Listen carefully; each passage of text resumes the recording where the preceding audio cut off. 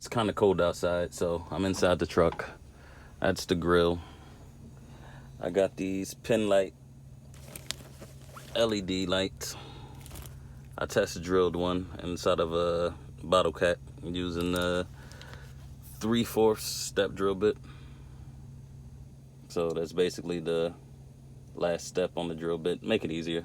So to make sure all the lights match up, the reverse side of the grill, you had the bug screen. So all I'm gonna do is put the grommet right there. Make sure it's enough clearance. Make sure it's in the middle.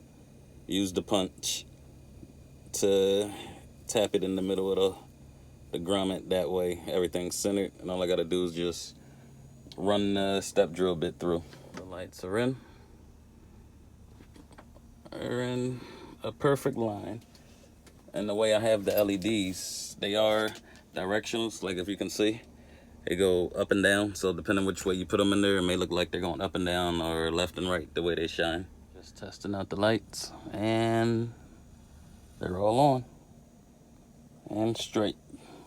About to start the other side. We got the first one in. 6 more to go. I got all the lights installed. So it doesn't look too bad. Think about putting some on the lower bumper. Yeah.